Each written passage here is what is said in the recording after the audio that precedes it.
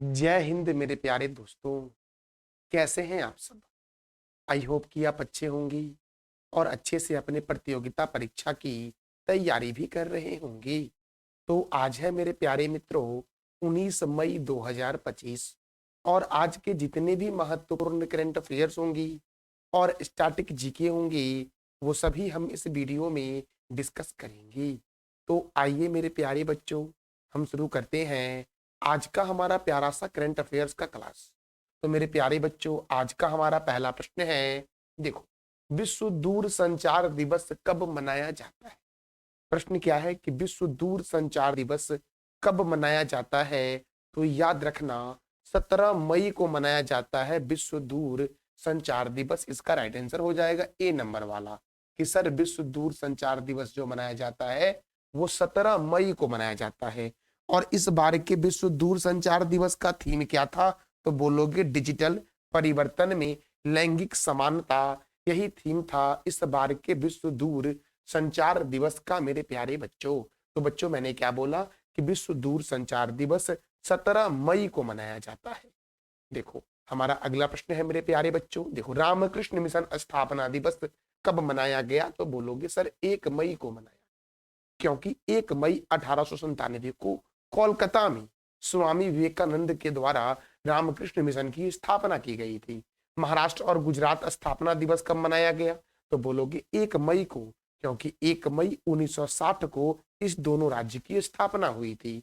अंतर्राष्ट्रीय मजदूर दिवस 1 मई। विश्व टूना दिवस कब मनाया गया? तो 2 मई को मनाया गया। और विश्व प्रेस स्वतंत्रता दिवस कब मनाया गया? तो बोलोगे कि सर 3 मई को मनाया गया विश्व प्रेस स्वतंत्रता दिवस।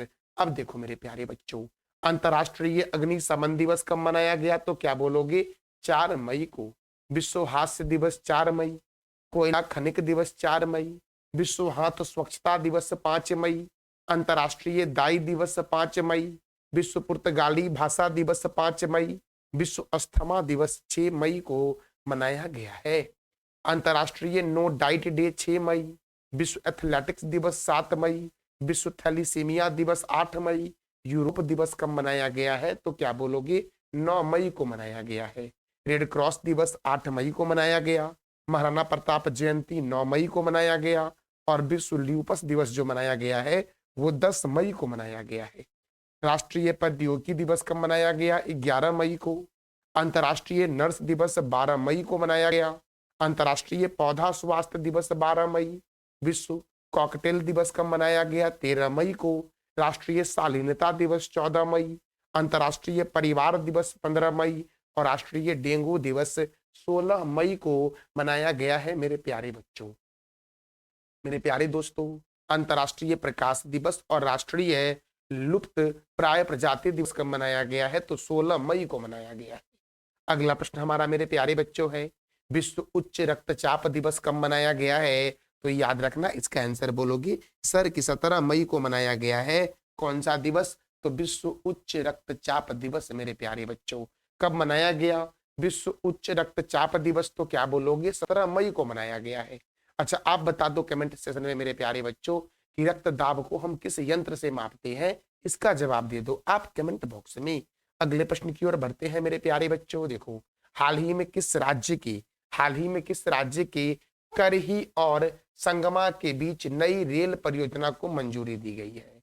हाल ही में किस राज्य के करही और संगमा के बीच नई रेल परियोजना को मंजूरी दी गई है? तो आप याद रखना मेरे प्यारे बच्चों, इसका आंसर हो जाएगा मध्य प्रदेश में। कहां पर मेरे प्यारे बच्चों? तो क्या बोलोगे? मध्य प्रदेश में करही और संगमा के बीच नई रेल परियोजना को मंजूरी दी गई है। अब मध्य प्रदेश के बारे में तो जानेंगे ही, सबसे पहले गुजरात के बारे में जान लेते हैं कि गुजरात में मेरे प्यारे बच्चों एक झील है जिसका नाम है थोल झील। कौन सा झील गुजरात में है? तो क्या बोलोगे? सर थोल झील है गुजरात में। मेरे प्यारे बच्चों, गुजरात में आपका ब्लैक बक राष्ट्रीय उद्यान है। कौन सा मेरे प्यारे बच्चों? तो क्या बोलोगे कि सर ब्लैक बक राष्ट्रीय उद्यान। ब्लैक बक राष्ट्रीय उद्यान किस राज्य में है? तो आप याद रखना गुजरात में है। गुजरात जो है, गुजरात की राजधानी है गांधीनगर। गुजरात की राजधानी क्या है? तो क्या बोलोगे? कि सर गांधीनगर गुजरात की राजधानी है और गुजरात की राजधानी गांधीनगर में प्लाज्मा अनुसंधान संस्थान है। प्लाज्मा अनुसंधान संस्थान, अनुसंधान, प्लाज्मा अनुसंधान संस्थान जो है मेरे प्यारे बच्चों, ये कहां पर है? तो बोलोगे गांधीनगर में है। फिर से याद रखना, गुजरात का एक शहर है अहमदाबाद, अहमदाबाद। और अहमदाबाद मेरे प्यारे बच्चों किस नदी के किनारे है? तो बोलोगे सर ये साबरमती नदी के किनारे है। साबरमती नदी के किनारे है अहमदाबाद। कौन से नदी के किनारे है? तो क्या बोलोगे मेरे प्यारे बच्चों आप? कि साबरमती नदी के किनारे है। और इस अहमदाबाद को मेरे प्यारे बच्चों कहते हैं भारत का बोस्टन। क्या बोलते हैं? भारत का बोस्टन बोलते हैं। भारत का बोस्टन तो बोलते ही हैं, फिर से ये भी बोलते हैं भारत का मानचेस्टर भी कहते हैं। भारत का मानचेस्टर किसे कहते हैं? तो क्या बोलोगे?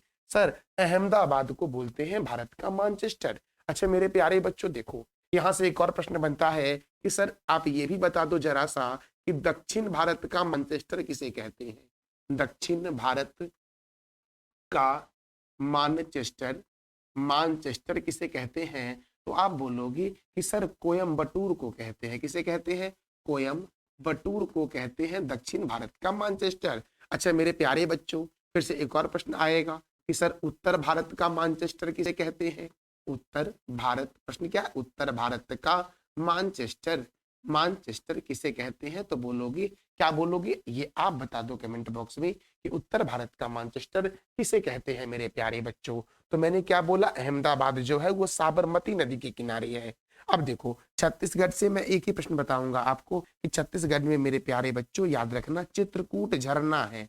चित्रकूट झरना, चित्रकूट झरना जो है ये छत्तीसगढ़ में है। और छत्तीसगढ़ को बोलते हैं भारत की धान की डलिया। धान की डलिया के नाम से, धान की डलिया, धान की डलिया के नाम से इस राज्य को जानते हैं? तो बोलोगे कि सर छत्तीसगढ़ को कहते हैं धान की डलिया मेरे प्यारे बच्चों। बच्चों तमिलनाडु, तमिलनाडु से याद रखना तमिलनाडु की राजधानी जो है वो चेन्नई है। और चेन्नई में मेरे प्यारे बच्चों चमरा अनुसंधान संस्थान है। क्या बोलोगे? कि सर चमरा अनुसंधान, अनुसंधान संस्थान कहाँ है मेरे प्यारे बच्चों? तो आप बोलोगी कि सर चेन्नई में है चमरा अनुसंधान संस्थान। और चिपॉक स्टेडियम भी चेन्नई में ही है। तो ये मैंने आपको बताया मेरे प्यारे बच्चों कुछ स्टैटिक प्रश्न। कैसा लगा यह जानकारी आप जरूर बताना कमेंट बॉक्स में। अब मेरे प्यारे बच्चों देखो, अब हम बात करते हैं मध्य प्रदेश के बारे में। तो देखो मध्य प्रदेश की राजधानी है भोपाल। मध्य प्रदेश के गवर्नर है मंगूभाई छगन भाई पटेल। और मध्य प्रदेश के मुख्यमंत्री कौन है? तो मोहन यादव है मेरे प्यारे बच्चों। फिर से बोलोगे कि मध्य प्रदेश में राज्यसभा 11 है और लोकसभा 29 है। कान्हा किसली राष्ट्रीय उद्यान, माधव राष्ट्रीय उद्यान, वन विहार राष्ट्रीय उद्यान, कौन सा? वन विहार। सतपुरा राष्ट्रीय उद्यान कहाँ है? मध्य प्रदेश में है।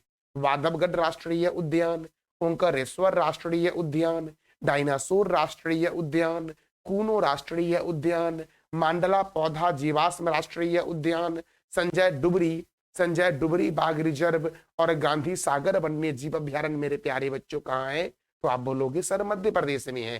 फिर से याद रखना राजा भोज अंतरराष्ट्रीय हवाई अड्डा भोपाल में है। और देवी अहिल्याबाई होलकर अंतरराष्ट्रीय हवाई अड्डा कहाँ है दोस्तों? तो इंदौर में है। फिर से सोया प्रदेश और टाइगर स्टेट के नाम से जानते हैं मध्य प्रदेश को। लोकरंग त्योहार मध्य प्रदेश में मनाया जाता है। उज्जैन मध्य प्रदेश का शहर है जो शिप्रा नदी के किनारे है। सबसे अधिक वनों वाला राज्य कौन सा है? तो मध्य प्रदेश है। एशिया का सबसे बड़ा बायो सीएनजी प्लांट कहाँ बना? इंदौर में। अब देखो गंगा सागर परियोजना चंबल नदी पर है। और चंबल नदी के किनारे मेरे प्यारे बच्चों राजस्थान का कोटा शहर भी है। राजस्थान का कोटा शहर कहाँ है? तो चंबल नदी के किनारे है। देखो मध्य प्रदेश की प्रमुख जनजाति का नाम है गोंड। और नेपा नगर जो है वो अखबारी कागज के लिए प्रसिद्ध है मध्य प्रदेश का। सांची का स्तूप मेरे प्यारे बच्चों, सांची का स्तूप, सांची का स्तूप जो है इसका निर्माण करवाया था मौर्य वंश के शासक अशोक ने करवाया था। सांची का स्तूप का संबंध जो है मेरे प्यारे बच्चों बौद्ध धर्म से है। किस धर्म से है? बौद्ध धर्म से। फिर से याद रखना मेरे प्यारे बच्चों सांची का स्तूप जो है वो बेतवा नदी के किनारे है। ये बहुत ही महत्वपूर्ण प्रश्न है कि सांची का स्तूप बेतवा नदी के किनारे है। भीम बेटिका की गुफा जो है वो प्राचीन चित्रकारी के लिए प्रसिद्ध है। चित्रकारी, चित्रकारी के लिए चित्रकारी के लिए प्रसिद्ध है मेरे प्यारे बच्चों। भीम बेटिका की गुफा किस लिए प्रसिद्ध है? तो प्राचीन काल के यहाँ पर चित्र मिले हैं। जबलपुर जो है वो नर्मदा नदी के किनारे है और किस राज्य में है? तो आप बोलोगे मध्य प्रदेश में है सर। अगला प्रश्न हमारा है, हाल ही में किस मंत्रालय ने एक देश एक धड़कन पहल की शुरुआत की है? हाल ही में किस मंत्रालय ने एक देश और एक धड़कन पहल की शुरुआत की है? तो संस्कृत मंत्रालय के द्वारा मेरे प्यारे बच्चों एक देश एक धड़कन, एक देश एक धड़कन पहल की शुरुआत की गई है। राष्ट्रगान को, राष्ट्र ध्वज को समर्पित है मेरे प्यारे दोस्तों यह एक देश एक धड़कन पहल मेरे प्यारे बच्चों। अच्छा, आप बता दो कि वर्तमान में संस्कृत मंत्रालय जो है वो किन के अधीन है? अब कुछ मंत्रालय है वो भी हम देख लेते हैं, जैसे कि रक्षा मंत्री कौन है? अगर मैं पूछूं आपसे मेरे प्यारे बच्चों जरा सा ये बता दो आप कि रक्षा मंत्री कौन है? तो आप बोलोगे सर राजनाथ सिंह है। अच्छा, गृह मंत्री पूछूं तो बोलोगे अमित शाह है। मैं पूछूं, देखो सड़क परिवहन और राजमार्ग मंत्री कौन है? सड़क पर क्या होते हैं? गड्ढे होते हैं, तो गडकरी याद रखना। सड़क परिवहन मंत्री जो है वो कौन है? नितिन जयराम गडकरी है। फिर स्वास्थ्य और परिवार कल्याण मंत्री और रसायन और उर्वरक मंत्री कौन है? तो देखो जेपी नड्डा है। कौन है? जगत प्रकाश नड्डा जो है स्वास्थ्य जगत। देखो दुनिया में दोस्तों लगभग लोग देखो डॉक्टर होते ही होते हैं, क्यों? लोग बीमार पड़ते ही पड़ते हैं। तो उसी तरह से याद रखना, देखो जगत, दुनिया में जगत प्रकाश नड्डा जो है वो कौन है? देखो स्वास्थ्य और परिवार कल्याण मंत्री है जेपी नड्डा, ऐसे याद रखना। और रसायन और उर्वरक मंत्री भी हैं। कृषि और किसान कल्याण मंत्री कौन है? ग्रामीण विकास मंत्री कौन है? शिवराज सिंह चौहान है। कृषि और किसान कल्याण मंत्री और ग्रामीण विकास मंत्री कौन है? तो शिवराज सिंह चौहान है मेरे प्यारे बच्चों, ये भी याद रखना आप। तो मेरे प्यारे बच्चों देखो अब यार वित्त मंत्री और कॉर्पोरेट मामलों के मंत्री कौन है? निर्मला सीतारमण। विदेश मंत्री कौन है? सुब्रमण्यम जयशंकर जो है वो विदेश मंत्री हैं। आवास और शहरी मामलों के मंत्री और बिजली मंत्री कौन है? तो खट्टर साहब है, मनोहर लाल खट्टर। भारी उद्योग मंत्री और इस्पात मंत्री कौन है? तो बोलोगे एचडी कुमारस्वामी। देखो वाणिज्य और उद्योग मंत्री कौन है? पीयूष गोयल है। कौन है वाणिज्य और उद्योग मंत्री? तो बोलोगे सर पीयूष गोयल है। धर्मेंद्र प्रधान के पास कौन सा मंत्रालय है? शिक्षा मंत्री जो है वो धर्मेंद्र प्रधान है मेरे प्यारे बच्चों। सूक्ष्म लघु एवं मध्यम उद्यम मंत्री कौन है? तो बोलोगे जीतन राम मांझी के पास एमएसएमई मंत्रालय है। फिर से याद रखना, राजीव रंजन सिंह उप ललन सिंह के पास पंचायती राज मंत्री था। मत्स्य पालन, पशुपालन और डेयरी विकास मंत्री है। बंदरगाह, जहाज रानी और जलमार्ग मंत्री कौन है? सर्वानंद सोनेवाल। सरोवर, बंदरगाह, सरोवर, याद सरोवर, सर्वानंद सोनेवाल। से याद सामाजिक न्याय और विकास सामाजिक न्याय एवं अधिकारिता मंत्री कौन है? डॉक्टर वीरेंद्र कुमार है। नागरिक उड्डयन मंत्री कौन है? बोलोगे किंजरप्पू राममोहन नायडू, नागरिक उड्डयन मंत्री हैं। उपभोक्ता मामलों के मंत्री, खाद्य एवं सार्वजनिक वितरण मंत्री और नवीन एवं नवीनकरणीय ऊर्जा मंत्री कौन है? तो प्रहलाद जोशी है मेरे प्यारे बच्चों। जनजाति मामलों के मंत्री कौन है? जुएल ओराव। वस्त्र मंत्री कौन है? गिरिराज सिंह है। रेल मंत्री, सूचना एवं प्रसारण मंत्री और इलेक्ट्रॉनिक्स एवं सूचना प्रौद्योगिकी मंत्री कौन है? तो आप बोलोगे सर अश्विनी वैष्णव है। फिर से याद रखना, संचार मंत्री और पूर्वोत्तर क्षेत्र विकास मंत्री कौन है? ज्योतिरादित्य एम सिंधिया। ज्योतिरादित्य एम सिंधिया जो है वो संचार मंत्री और पूर्वोत्तर क्षेत्र विकास मंत्री हैं। पर्यावरण एवं जलवायु परिवर्तन मंत्री कौन है? भूपेंद्र यादव। संस्कृति मंत्री और पर्यटन मंत्री कौन है? गजेंद्र सिंह शेखावत मेरे प्यारे बच्चों। महिला एवं बाल विकास मंत्री कौन है? अन्नपूर्णा देवी। संसदीय कार्य मंत्री तथा अल्पसंख्यक कार्य मंत्री कौन है? किरण रिजिजू है। पेट्रोलियम और प्राकृतिक गैस मंत्री कौन है? हरदीप सिंह पुरी। श्रम रोजगार मंत्री, युवा मामले और खेल मंत्री कौन है? मनसुख मंडाविया के पास खेल मंत्रालय है। कोयला मंत्री और खान मंत्री कौन है? जी किशन रेड्डी है।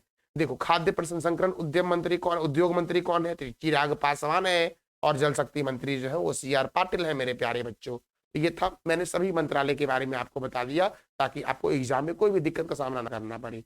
और मेरे प्यारे बच्चों इस वीडियो का जो पीडीएफ आपको मिलेगा वो टेलीग्राम पर मिलेगा। इसका लिंक वीडियो के डिस्क्रिप्शन बॉक्स में है, तो वहां से आप पीडीएफ को डाउनलोड कर लेना। और उसका लिंक कहाँ है? तो वीडियो के डिस्क्रिप्शन बॉक्स में है। अगला प्रश्न हमारा है, हाल ही में राष्ट्रपति द्रौपदी मुर्मू के द्वारा 58वां ज्ञानपीठ पुरस्कार से किसे सम्मानित किया गया है? 58वां ज्ञानपीठ पुरस्कार से सम्मानित किया गया है किसे? तो याद रखना, जगत गुरु रामभद्राचार्य को और गुलजार को। जगत गुरु रामभद्राचार्य और गुलजार को। तो इसका आंसर हो जाएगा ए और बी दोनों मेरे प्यारे बच्चों, कि जगत गुरु रामभद्राचार्य को और गुलजार को सम्मानित किया गया है ज्ञानपीठ पुरस्कार 58वां से मेरे प्यारे बच्चों, याद रखना। तो मेरे प्यारे बच्चों अब देखो कुछ महत्वपूर्ण पुरस्कार है, जैसे कि पुलित्जर पुरस्कार। पौसे पुलित्जर, पौसे पत्रकारिता, एकदम याद रखना है बिल्कुल मेरे प्यारे बच्चों। कि सर पौसे पुलित्जर होता है, पौसे पत्रकारिता होता है। तो पुलित्जर पुरस्कार जो दिया जाता है मेरे प्यारे बच्चों, ये दिया जाता है पत्रकारिता में। और कब से दिया जा रहा है, तो याद रखना 1917 से दिया जा रहा है। फिर से ऑस्कर पुरस्कार दिया जा रहा है फिल्म के क्षेत्र में, ऑस्कर फिल्म के क्षेत्र में 1929 से दिया जा रहा है। फिर से कलिंग पुरस्कार, कलिंग पुरस्कार जो है वो विज्ञान के क्षेत्र में मिलता है 1952 से मेरे प्यारे बच्चों। ग्रैमी पुरस्कार, ग्रैमी गौ से गाना, गौ से ग्रैमी, तो ग्रैमी पुरस्कार संगीत के क्षेत्र में 1958 से दिया जा रहा है। फिर से याद रखना ज्ञानपीठ पुरस्कार साहित्य के क्षेत्र में 1965 से मिलता है, ज्ञानपीठ पुरस्कार साहित्य के क्षेत्र में मेरे प्यारे बच्चों। फिर से दादा साहब फाल्के पुरस्कार फिल्म के क्षेत्र में 1969 से मेरे प्यारे बच्चों। और मान बुक्कर पुरस्कार साहित्य के क्षेत्र में 1969 से दिया जा रहा है। सरस्वती सम्मान मेरे प्यारे बच्चों साहित्य के क्षेत्र में मिलता है 1991 से मिलता है। फिर से वाचस्पति पुरस्कार संस्कृत साहित्य में मिलता है 1992 से मेरे प्यारे बच्चों। तो मैंने क्या बोला, आप बोलो साथ साथ जरा सा बताओ। पुलित्जर पुरस्कार किस क्षेत्र में मिलता है, तो क्या बोलोगे, पत्रकारिता में। ऑस्कर पुरस्कार फिल्म के क्षेत्र में, कलिंग पुरस्कार विज्ञान के क्षेत्र में, ग्रैमी पुरस्कार संगीत के क्षेत्र में, ज्ञानपीठ पुरस्कार साहित्य के क्षेत्र में, दादा साहब फाल्के पुरस्कार फिल्म के क्षेत्र में, मान बुक्कर पुरस्कार साहित्य के क्षेत्र में, सरस्वती सम्मान साहित्य के क्षेत्र में, वाचस्पति पुरस्कार संस्कृत साहित्य के क्षेत्र में, नोबेल पुरस्कार मेरे प्यारे बच्चों मिलता है 6 क्षेत्र में, साहित्य, चिकित्सा, भौतिक, रसायन, शांति और अर्थशास्त्र। देखो जब नोबेल पुरस्कार की शुरुआत 1901 में हुई थी मेरे प्यारे बच्चों, तो उस समय 5 क्षेत्र में मिलता था, जिसमें अर्थशास्त्र जो है वो शामिल नहीं था। तो अर्थशास्त्र का नोबेल जो पहली बार दिया गया था वो 1969 को दिया गया था। और 1969 से मैंने मेरे प्यारे बच्चों 2 प्रश्न और बताए आपको कि दादा साहब फाल्के पुरस्कार पहली बार 1969 में मिला और मान बुकर पुरस्कार पहली बार 1969 में ही मिला था। और अर्थशास्त्र का नोबेल भी पहली बार 1969 में मिला था। चंद्रमा पर नील एंगस्ट्रॉम पहली बार 1969 को गए थे। इसरो की स्थापना 1969 में हुआ था। और 14 बैंकों का राष्ट्रीयकरण जो हुआ था आपका पहली बार वो 1969 में ही हुआ था मेरे प्यारे बच्चों। भटनागर पुरस्कार विज्ञान के क्षेत्र में मिलता है 1957 से। धर्मंतरी पुरस्कार चिकित्सा के क्षेत्र में 1971 से दिया जा रहा है। बोरलंग पुरस्कार कृषि के क्षेत्र में 1973 से। बीसी राय पुरस्कार चिकित्सा के क्षेत्र में। और व्यास सम्मान साहित्य के क्षेत्र में मिलता है मेरे प्यारे बच्चों। तो आई होप कि आपको ये समझ आ गया होगा और 1-2 बार पढ़ोगे तो आपको याद हो जाएगा। और मैं दोस्तों हूँ आपके लिए, आप टेंशन मत लो, जब भी कोई भी सम्मान का नाम आएगा तो मैं ये सभी आपको रिवीजन भी करवाऊंगा, क्योंकि मैं करंट अफेयर तो पढ़ाता ही हूँ, आपको साथ साथ रिवीजन भी करवाता हूँ। तो मेरे प्यारे बच्चों आप जरा सा बता दो कमेंट बॉक्स में कि भटनागर पुरस्कार जो है वो किस क्षेत्र में मिलता है, इसका जवाब दे दो आप कमेंट बॉक्स में। अच्छा, बिहार में आयोजित हुआ था खेलो इंडिया यूथ गेम 2025। तो बिहार में आयोजित खेलो इंडिया यूथ गेम 2025 में कौन सा राज्य प्रथम स्थान पर था, तो सिंपली याद रखना मेरे प्यारे बच्चों आपकी महाराष्ट्र सर पहले स्थान पर था, दूसरे स्थान पर हरियाणा था, तीसरे स्थान पर राजस्थान था और चौथे स्थान पर कर्नाटक था। खेलो इंडिया यूथ गेम 2025 में जिसका आयोजन कहाँ हुआ था, बिहार में हुआ था। तो मेरे प्यारे बच्चों 25 वाला बिहार में हुआ, तो 24 वाला तमिलनाडु में हुआ था, ये भी याद रखना मेरे प्यारे बच्चों आप। तो बच्चों देखो अब आगे बढ़ते हैं जरा सा, देखो तो यहाँ से प्रश्न हमारा बनता है कि महाराष्ट्र को स्वर्ण पदक मिला 58। महाराष्ट्र को स्वर्ण पदक कितना मिला, 58 स्वर्ण पदक महाराष्ट्र को मिला। हरियाणा को 39 मिला, राजस्थान को कितना मिला, 24 मिला और कर्नाटक को 17 मिला स्वर्ण पदक मेरे प्यारे बच्चों। महाराष्ट्र को रजत पदक कितना मिला, 47, हरियाणा को कितना मिला, 27, राजस्थान को कितना मिला, 12 मिला और कर्नाटक को कितना मिला, 26 मिला। अब बात करते हैं कांस्य पदक के बारे में, तो महाराष्ट्र को 53 मिला और हरियाणा को कितना मिला, 51 मिला, राजस्थान को कितना मिला, 24 मिला मेरे प्यारे बच्चों। कर्नाटक को कितना मिला, तो 15 मिला, याद रखना। अब बात करते हैं जरा सा हम कि कुल मेडल किसने सबसे अधिक जीता, तो महाराष्ट्र को कुल पदक मिला 158, हरियाणा को कुल कितना मिला 117 अर्थात 117 मिला, राजस्थान को कितना मिला 60 मिला मेरे प्यारे बच्चों। कर्नाटक को कितना मिला, तो 58 कुल पदक कर्नाटक ने जीता खेलो इंडिया यूथ गेम 2025 में, जिसका आयोजन कहाँ हुआ था, तो याद रखना बिहार में हुआ था मेरे प्यारे बच्चों। तो बच्चों देखो और भी प्रश्न यहाँ से बनते हैं। देखो खेलो इंडिया यूथ गेम का जो शुरू हुआ वो 4 मई को शुरू हुआ और 15 मई 2025 को इसका समापन हुआ था। उद्घाटन करता कौन थे इसके, नरेंद्र मोदी थे। शुभकर क्या था, गज सिंह था जो एक पौराणिक प्राणी है जिसमें हाथी और शेर का मिश्रण है। लोगों का रंग कैसा था, तो केसरिया और हरा था। आयोजन कहाँ हुआ, बिहार में हुआ। बिहार में कहाँ हुआ, तो बिहार के पटना में हुआ, नालंदा में हुआ दोस्तों। बिहार के पटना में हुआ, नालंदा में हुआ, गया में हुआ, भागलपुर में हुआ और बेगूसराय में हुआ। खेलो इंडिया यूथ गेम 2025 का थीम सॉन्ग क्या था? तो खेल के संग भी खेल के रंग बिहार के संग, यही थीम था मेरे प्यारे बच्चों। ये बहुत ही महत्वपूर्ण है ये प्रश्न मेरे प्यारे बच्चों। अगला प्रश्न हमारा है, हाल ही में भारतीय सेना ने किस राज्य में हाल ही भारतीय सेना ने किस राज्य में तीस्ता प्रहार अभ्यास का आयोजन किया है? तो तीस्ता प्रहार अभ्यास का आयोजन जो भारतीय सेना के द्वारा किया गया है वो पश्चिम बंगाल में किया गया है। कहाँ किया गया? पश्चिम बंगाल में। अब जरा सा बिहार के बारे में जान लेते हैं। तो बिहार से पहला प्रश्न ये बनता है कि मेरे प्यारे बच्चों, बिहार की जो आकृति है, बिहार की आकृति जो है मेरे प्यारे बच्चों वो कैसी है? तो क्या बोलोगे सर? आयताकार है। कैसी आकृति है बिहार की? तो आयताकार है बिहार की आकृति। और मेरे प्यारे बच्चों देखो, बिहार जो आपका है, बिहार में एक राष्ट्रीय उद्यान है जिसका नाम है वाल्मीकि राष्ट्रीय उद्यान। मेरे प्यारे बच्चों याद रखना कि सर वाल्मीकि राष्ट्रीय उद्यान जो है वो कहाँ है? तो क्या बोलोगे? बिहार में है। और मेरे प्यारे बच्चों ये भी याद रखना मेरे प्यारे बच्चों आप प्रश्न कि बिहार के पटना में मेरे प्यारे बच्चों याद रखना जयप्रकाश नारायण अंतरराष्ट्रीय हवाई अड्डा है। जयप्रकाश नारायण अंतरराष्ट्रीय हवाई अड्डा जो है मेरे प्यारे बच्चों वह कहाँ है? तो क्या बोलोगे सर? बिहार में है। बिहार का सबसे बड़ा डिस्ट्रिक्ट के बारे में बात किया जाए तो पश्चिम चंपारण है। पश्चिम चंपारण जो है वो बिहार का सबसे बड़ा जिला है मेरे प्यारे बच्चों। और छोटा जिला कौन सा है? तो शिवहर है मेरे प्यारे बच्चों। आप बता दो ओडिशा का प्राचीन नाम क्या था? इसका जवाब दे दो आप कमेंट बॉक्स में। और महाराष्ट्र के एक राष्ट्रीय उद्यान के बारे में आप बता दो कमेंट बॉक्स में। अब भारतीय सेना के द्वारा मेरे प्यारे बच्चों तो हम तीनों सेना के बारे में जान लेते हैं जरा सा आज। सबसे पहले जानते हैं वायुसेना के बारे में। तो वायुसेना दिवस कब मनाया जाता है? तो याद रखना सर 8 अक्टूबर को मनाया जाता है, क्योंकि 8 अक्टूबर 1932 को वायुसेना की स्थापना हुई थी। तीनों सेना का मुख्यालय नई दिल्ली में है। वायुसेना का आदर्श वाक्य है नभ अस्पृश्य दीप्तम मेरे प्यारे बच्चों। और वायुसेना के प्रथम अध्यक्ष कौन है? तो बोलोगे sir air marshal Subroto Mukherjee जो है वो वायुसेना के प्रथम अध्यक्ष है। वर्तमान में अध्यक्ष कौन है वायुसेना के? अमरप्रीत सिंह है। अच्छा, चीफ ऑफ डिफेंस स्टाफ कौन है? सीडीएस कौन है? तो बोलोगे सर जनरल अनिल चौहान जो है वो वर्तमान में सीडीएस है, चीफ ऑफ डिफेंस स्टाफ है। अच्छा, इंडियन आर्मी डे मनाया जाता है 15 जनवरी को और इंडियन नेवी डे मनाया जाता है 4 दिसंबर को मेरे प्यारे बच्चों। तो फिर से याद रखना नौसेना के अध्यक्ष कौन है? दिनेश कुमार त्रिपाठी। और थल सेना अध्यक्ष कौन है? तो क्या बोलोगे? उपेंद्र द्विवेदी है मेरे प्यारे बच्चों थल सेना अध्यक्ष।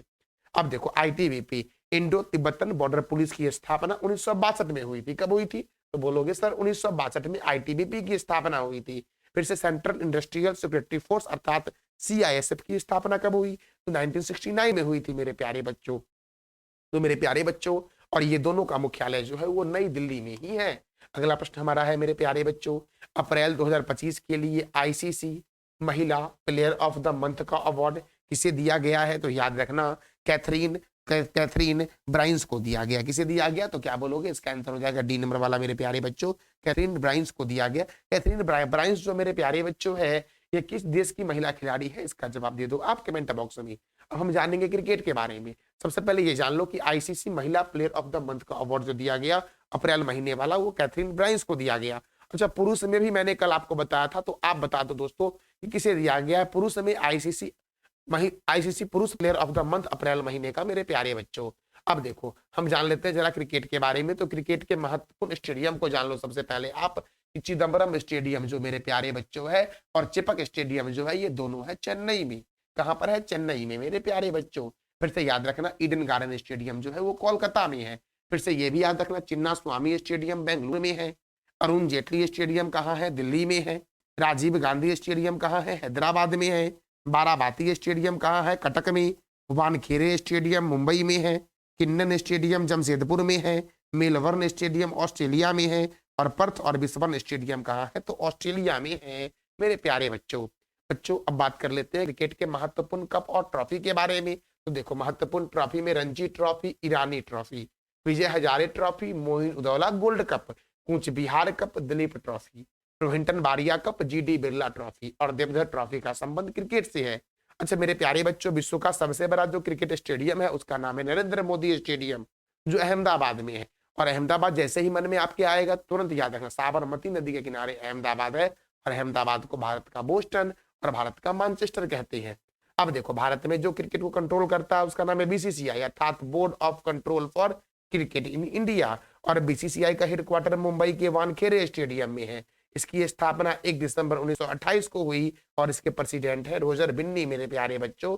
और क्रिकेट जो है वो इंग्लैंड और ऑस्ट्रेलिया का राष्ट्रीय खेल है। अगला प्रश्न है 12 दिवसीय सरस्वती सरस्वती पुष्करालु कालेश्वरम महोत्सव कहाँ शुरू हुआ है। 12 दिन का दोस्तों ये है सरस्वती पुष्करालु कालेश्वरम महोत्सव मेरे प्यारे बच्चों। देखो ये शुरू हुआ है तेलंगाना में। कहाँ शुरू हुआ मेरे प्यारे बच्चों, तेलंगाना में। और ये सरस्वती नदी को समर्पित ये महोत्सव है। कहाँ शुरू हुआ है, तेलंगाना में शुरू हुआ है। और तेलंगाना में शुरू हुआ है तो तेलंगाना से क्या क्या प्रश्न बन सकते हैं मेरे प्यारे बच्चों। तो देखो तेलंगाना की राजधानी क्या है, तो हैदराबाद है। तेलंगाना के गवर्नर कौन है, तो क्या बोलोगे कि सर तेलंगाना के गवर्नर जो है वो जिष्णुदेव वर्मा है। और मुख्यमंत्री कौन है, अनुमुला रेवंत रेड्डी। तेलंगाना की स्थापना 2 जून 2014 को हुई। यहाँ पर राज्यसभा सीट 7 है और लोकसभा सीट 17 है। हिमायत सागर और सरोवर नगर झील जो है वो हैदराबाद में है। कोंडा पोचंपा सागर परियोजना गोदावरी नदी पर है। और कालेश्वरम परियोजना गोदावरी नदी पर है मेरे प्यारे बच्चों। कहां पर है, तो तेलंगाना में है।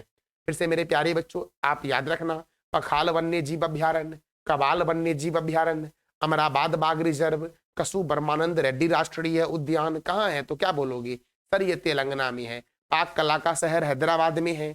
चार मीनार हैदराबाद में है और इसका निर्माण कुली कुतुब शाह ने करवाया था। हुसैन सागर झील कहाँ है, तो क्या बोलोगे सर हैदराबाद में है हुसैन सागर झील। और ये मैप में दिख रहा होगा तेलंगाना जो इस आंध्र प्रदेश से अलग हुआ था। तेलंगाना मेरे प्यारे बच्चों ये जो आंध्र प्रदेश है इससे अलग होकर के भारत का 28वां राज्य बना था 2 जून। भारत का 29वां राज्य, सॉरी मेरे प्यारे बच्चों, अभी भारत में 28 राज्य हैं लेकिन स्थापना के अकॉर्डिंग तेलंगाना जो है ये 29वां राज्य है। वो कैसे, तो जम्मू कश्मीर पहले राज्य था जो अब केंद्र शासित प्रदेश है, इसीलिए अभी भारत में 28 राज्य है लेकिन स्थापना के अकॉर्डिंग तेलंगाना जो है वो भारत का 29वां राज्य है। 2 जून 2014 को तेलंगाना की स्थापना हुई थी। किससे अलग होकर के, तो याद रखना आंध्र प्रदेश से अलग होकर के मेरे प्यारे बच्चों। बच्चों हमारा अगला प्रश्न मेरे प्यारे बच्चों देखते हैं क्या है। तो हमारा अगला प्रश्न मेरे प्यारे बच्चों है, देखो प्रश्न हमारा है भोरम देव वन्य जीव अभ्यारण्य किस राज्य में स्थित है। भोरम देव वन्य जीव अभ्यारण्य मेरे प्यारे बच्चों उस राज्य में स्थित है जिसको हम लोग बोलते हैं धान की डलिया। तो आप समझ गए हुए कौन सा राज्य है, वो छत्तीसगढ़ है। कौन सा राज्य मेरे प्यारे बच्चों है, तो छत्तीसगढ़ है। इसका आंसर क्या हो जाएगा, बी नंबर वाला। छत्तीसगढ़ में भोरम देव वन्य जीव अभ्यारण्य है मेरे प्यारे बच्चों। अब छत्तीसगढ़ में है तो देखो छत्तीसगढ़ की राजधानी है रायपुर। यहाँ के गवर्नर कौन है, रामेन डेका जो है वो छत्तीसगढ़ के गवर्नर है। और मुख्यमंत्री कौन है, तो विष्णुदेव साय है यहाँ के मुख्यमंत्री। यहाँ पर राज्यसभा 5 है, लोकसभा 11 है। इसकी स्थापना हुई थी 1 नवंबर 2000 को। इंद्रावती राष्ट्रीय उद्यान, कंगार वैली राष्ट्रीय उद्यान छत्तीसगढ़ में है। उदंती सीता नदी बाघ रिजर्व, लेमरू हाथी अभ्यारण्य, पिंगला बाघ रिजर्व, अचार कलाम बाघ रिजर्व, बादलखोल वन्य जीव अभ्यारण्य और मडई त्योहार जो है ये छत्तीसगढ़ में मनाया जाता है। दुधवा बांध महानदी पर है। और अगर मैं पूछूं कि दुधवा राष्ट्रीय उद्यान कहाँ है, तो आप बोलोगे उत्तर प्रदेश में। दुधवा बांध कहाँ है, महानदी पर। हंसदेव बागो बांध जो है वो हंसदेव नदी पर छत्तीसगढ़ में है। स्वामी विवेकानंद हवाई अड्डा रायपुर में है।